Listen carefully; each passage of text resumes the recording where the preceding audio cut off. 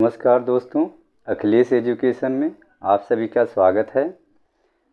हम कल मनोविज्ञान के बारे में आप सभी लोगों को बताए थे। आज हम उसी टॉपिक को आगे बढ़ाते हुए बाल मनोविज्ञान के बारे में आप सबको बताएंगे। और ये बाल मनोविज्ञान से संबंधित कई प्रश्न आप लोगों को प्रतियोगी परीक्षाओं में पूछे जाते हैं, जैसे आपका यूपी टेट हो गया, सुपर टेट हो गया और सी टेट हो गया। तो ये सब बातें आपको परीक्षाओं में बहुत काम आएंगी। तो हम अपने टॉपिक को आगे बढ़ाते हुए आइए देखते हैं। तो बाल मनोविज्ञान, पहले हम समझेंगे कि मनोविज्ञान का ही की एक शाखा है बाल मनोविज्ञान, जिसमें बाल विकास आती है। तो पहले हम बाल विकास को सबसे पहले हम बाल मनोविज्ञान के रूप में जानते थे, लेकिन अब ये बाल मनोविज्ञान बाल विकास के रूप में कही जाती है। तो इसमें हम देखेंगे कि मानव विकास का अध्ययन जो है मनोविज्ञान की जिस शाखा के अंतर्गत किया जाता है, ध्यान देना, मानव विकास का अध्ययन मनोविज्ञान की जिस शाखा के अंतर्गत किया जाता है उसे हम बाल मनोविज्ञान कहते हैं। तो ध्यान देना है कि बाल मनोविज्ञान ये जो है ही बाल विकास कहलाती है। तो अब हम ये जानेंगे कि बाल मनोविज्ञान की जगह अब क्या हो गया है, बाल विकास।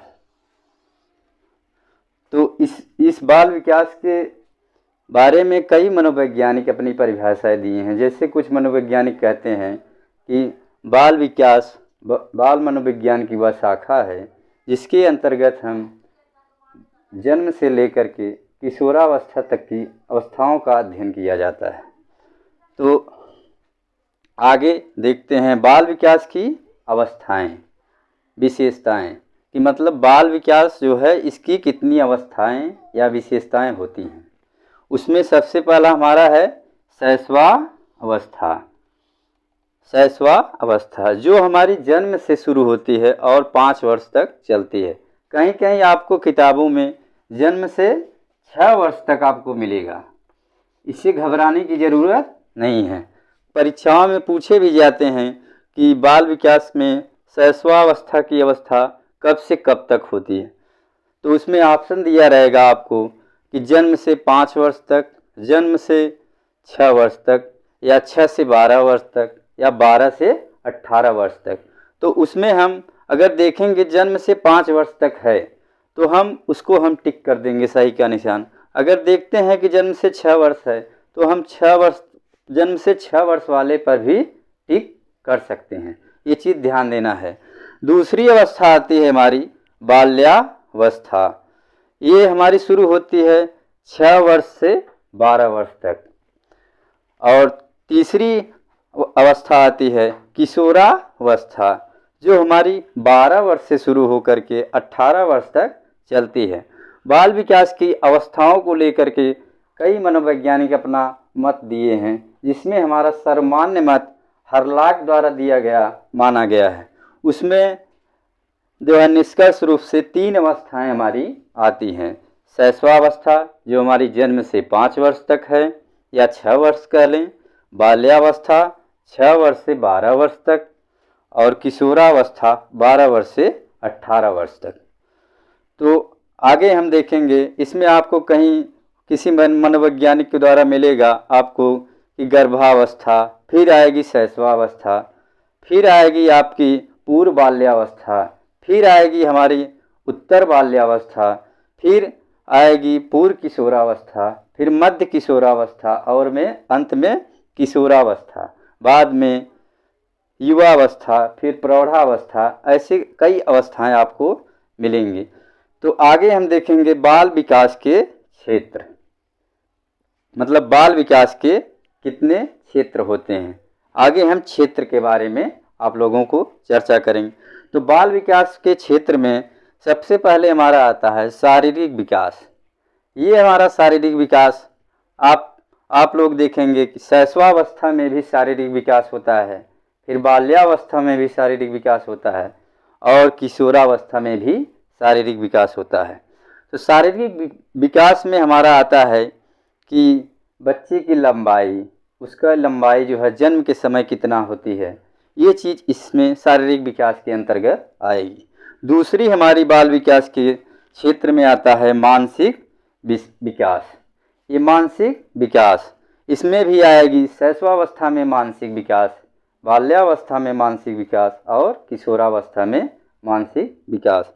तीसरी जो बाल विकास के क्षेत्र है वो संवेगात्मक विकास। इसमें संवेगात्मक विकास बच्चे का होता है शैशवा, बाल्या और किशोरा में। और चौथी अवस्था है जो है क्षेत्र है चारित्रिक विकास। पांचवा है सामाजिक विकास। छठवां है भाषा विकास। इसमें बच्चे का शैशवावस्था में भाषा का विकास कब और कैसे होता है, बाल्यावस्था में भाषा का विकास कब और कैसे होता है, और किशोरावस्था में भी। तो ये सब चीज़ें हमारी भाषा विकास के अंतर्गत आती हैं। अगली जो बाल विकास के क्षेत्र है सृजनात्मक विकास, क्रियाशीलता, जिसके बच्चे का सृजन क्षमता का पता चलता है कि शैशवावस्था में क्या क्रिएटिविटी है, बच्चा क्या सोचता है, क्या करता है, बाल्यावस्था में बच्चा क्या कर रहा है और किशोरावस्था में क्या कर रहा है। और नौवां है सौंदर्य संबंधी विकास।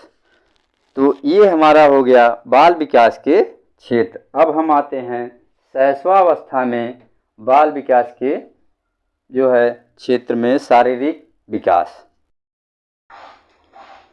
शैशवावस्था जो है दो भागों में विभाजित है। पहली है शैशव काल। परीक्षाओं में बहुत पूछा जाता है कि शैशवावस्था को कितने भागों में बांटा गया है। तो ध्यान देना है कि पहला है शैशव काल, जिसे इन्फेंसी कहते हैं।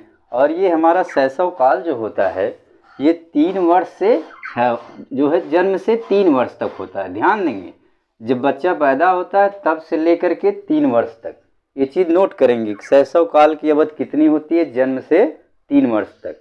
और दूसरी अवस्था हमारी है पूर्व बाल्यकाल, प्री चाइल्डहुड जिसको कहते हैं इंग्लिश में। ये इसका समय होता है 3 वर्ष से 6 वर्ष तक।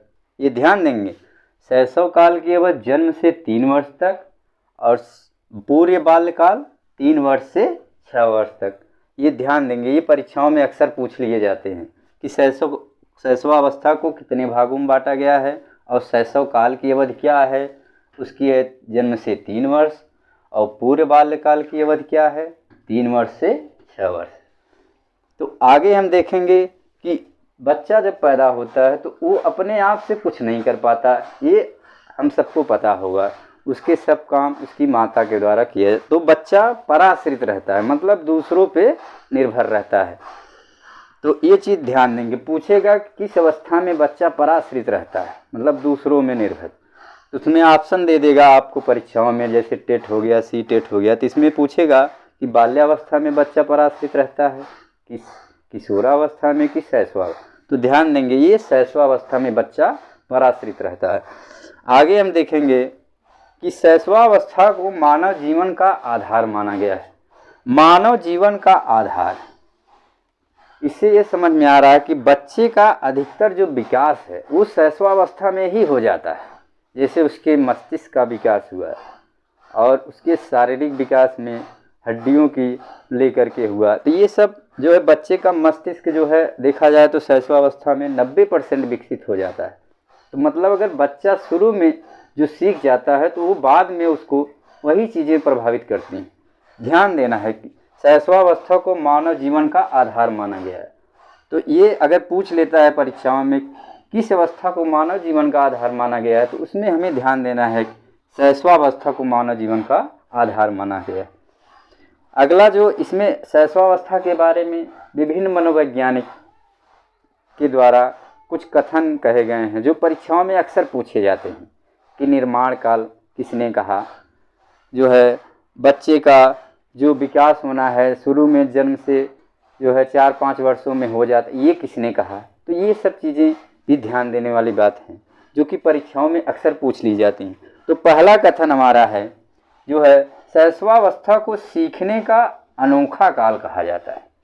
सीखने का अनोखा काल, ये किसने कहा, वैलेंटाइन मनोवैज्ञानिक हैं। ध्यान देना है, उसमें पूछेगा एग्जाम में कि सीखने का अनोखा काल किसने कहा। ऑप्शन में दे देगा वेलेंटाइन, फ्रायड, थॉर्नडाइक, कोहलर, इनमें से कोई नहीं। तो आपको जब देखेंगे सीखने का अनोखा काल किसने कहा तो वेलेंटाइन पे टिक करना है। तो अपना कोड वर्ड अनोखा काल याद कर सकते हैं कि वेलेंटाइन ने अनोखा काल कहा है। दूसरा कथन हमारा है जो है मनुष्य को जो कुछ बनना होता है प्रारंभ के 4 से 5 वर्षों में बन जाता है। ये जो है ये बातें सिगमंड फ्रायड ने कही है। ध्यान देना है, मनुष्य को जो कुछ भी बनना होता है वो जन्म से 4 से 5 वर्षों में ही बन जाता है। ये हमारी जो है मनोवैज्ञानिक फ्रायड ने बताया है। ध्यान देना है कि फ्रायड ने ही बताया है जो भी बनना होता है मनुष्य को वो जन्म से 4-5 वर्षों में बन जाता है। अक्सर परीक्षाओं में फ्रायड का एक क्वेश्चन रहता है। और अगला कथन जो है शैशवावस्था द्वारा जीवन का पूरा क्रम निश्चित होता है, ये किसने कहा।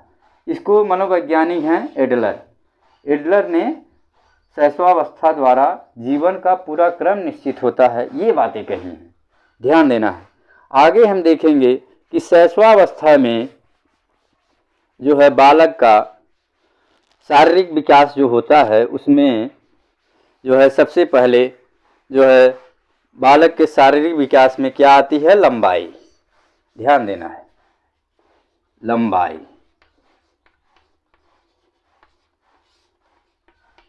तो हम देखेंगे जब बच्चा पैदा होता है तो उस समय कितनी लंबाई में होता है। तो इसके लिए हम ध्यान देंगे जब बच्चा पैदा होगा तो उसकी लंबाई औसतन 51 सेंटीमीटर होती है। जन्म के समय कितनी होती है, 51 सेंटीमीटर। ये ध्यान देंगे, परीक्षाओं में पूछा जाता है कि बच्चा जब जन्म लेता है उस समय उसकी लंबाई कितनी होती है। तो ऑप्शन में दे दिया 51 सेंटीमीटर, 48 सेंटीमीटर। तो आपको जब ध्यान दिए रहेंगे 51 सेंटीमीटर तो उसी पे सही टिक करके आए। और दूसरा हमारा आता है इसके जो है, और एक चीज़ और ध्यान देंगे कि लंबाई में जो 51 सेंटीमीटर ये औसत लंबाई है हर बच्चे की जो कि होती है। और इसमें देखेंगे कि बच्चे जो बालक होता है, बालक की जो लंबाई होती है वो बालिकाओं से जो है थोड़ा सा ज़्यादा होती है। मतलब कह लें कि जो बालक की लंबाई है बालिकाओं से 1/2 सेंटीमीटर ज़्यादा होती है। 1/2 सेंटीमीटर किसकी ज़्यादा होती है, बालक की। ध्यान देना है, बालिकाओं से कुछ लंबा बालक होते हैं वो जन्म के समय। बाद में भले चल कर के बाल्यावस्था में बालिकाएं जो है ज़्यादा लंबी होती हैं और बालक थोड़ा कम, और किशोरावस्था में फिर बालक अधिक लंबे होते हैं। ये बालक की लंबाई के बारे में हो गया जन्म के समय। आगे देखेंगे जो है जन्म के समय बच्चे का मस्तिष्क वजन, मस्तिष्क भार कितना होता है, जो कि परीक्षाओं में पूछे जाते हैं। औसतन मस्तिष्क का वजन कितना होता है। तो हम ध्यान देंगे जब बच्चे का जन्म होता है उस समय जो है मस्तिष्क का वजन जो है नवजात शिशु में 350 ग्राम कितना होता है, 350 ग्राम।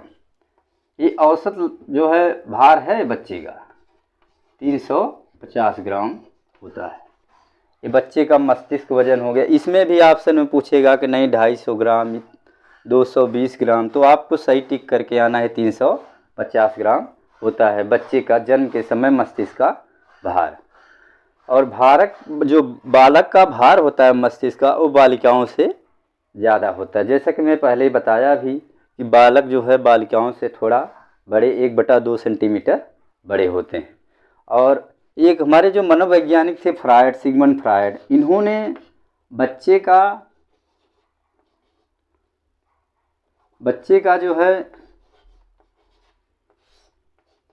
पिता और माता के प्रति प्रेम के बारे में भी थोड़ा जिक्र किया है कि मतलब बच्चा अगर बालक है उसका जो है पिता के प्रति प्रेम, और बालक क्या है तो उसका पिता के प्रति प्रेम। तो फ्रायड ने जो लड़कों के मातृ प्रेम भाव को बताया है वो ओडिपस भावना ग्रंथ से बताया है। ध्यान देना है कि फ्रायड ने जो लड़कों के मातृ प्रेम भाव को ओडिपस भावना ग्रंथ से, किससे, ओडिपस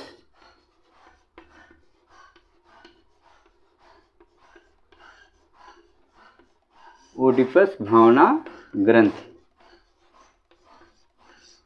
ये ध्यान देना है कि बच्चे का, बालक का मातृ पितृ प्रेम जो है ओडिपस भावना ग्रंथि से होता है, और जो बालिकाओं का होता है वो इलेक्ट्रा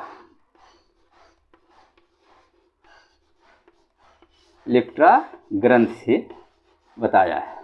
ये चीज़ ध्यान देना है कि जो इलेक्ट्रा है वो बालिकाओं का है मातृ पिता प्रेम, और जो ओडिपस भावना ग्रंथि वो बालकों का है।